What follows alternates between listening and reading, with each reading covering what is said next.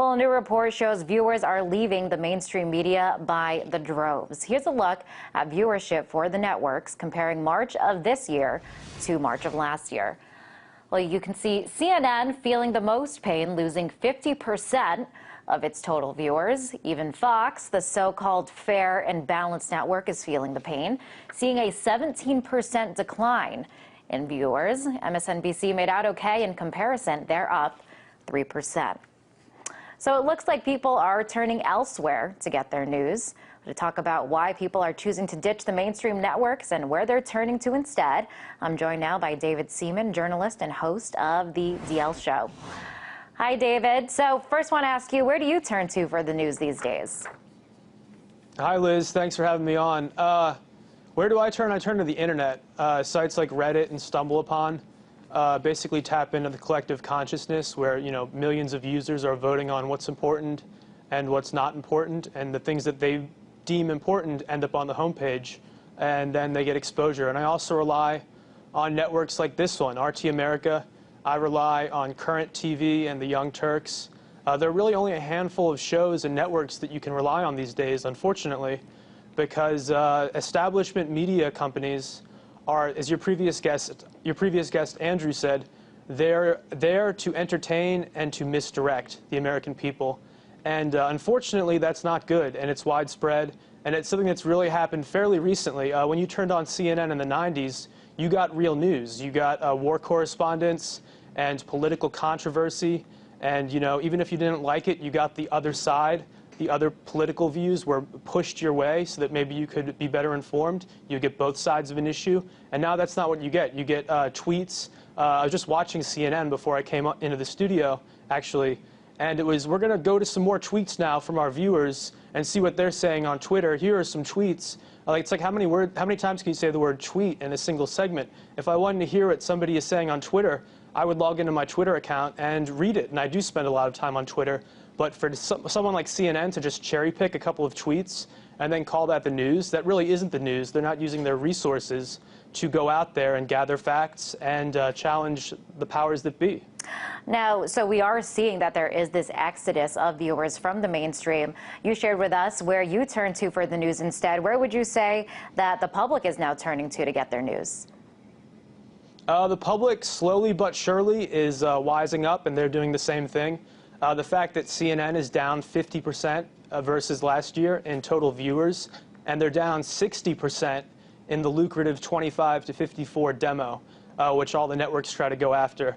They're down a tremendous amount, and they're not the only ones hit. Almost all of the establishment networks are down versus last year. And a couple of people out there have said, oh, this is because this time last year we had the Japanese disaster. And that's sloppy logic. This year there are plenty of issues. We have bloodshed in Syria. We're on the edge of war with Iran. We have one of the most contentious presidential elections in decades. So they certainly could get the ratings if they started covering real news again. I think most people are turning to the internet just like me. And so talk a little bit more, David, about what is not being covered and why people are leaving. What's not being covered really is what the Obama administration and Congress have signed into law over the past few months. We saw Obama sign H.R. 347, which criminalizes certain forms of peaceful protest, literally makes it a felony, a federal offense to protest in certain areas, even if you are peaceful. And that has gotten hardly any media coverage outside of you guys and Current TV and some of the big news blogs. And then before that, there is NDAA, which contains imprisonment without trial provisions, which people have, everyone says this is an atrocity and a serious rollback of American civil rights, and yet you have to turn to European or Russian networks to hear about it, because here in the U.S., when you turn on CNN or some of these other channels, you get Kim Kardashian was heckled on the red carpet last night. Let's talk about that for half an hour. And it's really troubling. Those are the big issues. They're not covering the fact that our democracy is being chipped away. Our rights are being taken away from us by a two-party system that really does not come together on anything. They couldn't agree to fund our federal government budget over the summer, and yet they secretly came together to sign away a pretty significant portion of our Bill of Rights. So when it comes to harming the American people, Democrats and Republicans agree, And when it comes to anything else, they disagree and they bicker and they hate each other. Now, all those issues you just mentioned, we do try to highlight them here at RT. We just went over what they're not covering. So what do you think drives what they do choose to cover? I think it's purely driven by profit. Some people are conspiracy theorists and say that CNN and Fox are trying to distract people from this rapid takeover, this rapid erosion of our rights. And I think that's really their distraction is a byproduct. They're not primarily out there saying, we're going to distract people from this law. It's that they know, they just go for the low-hanging fruit, right?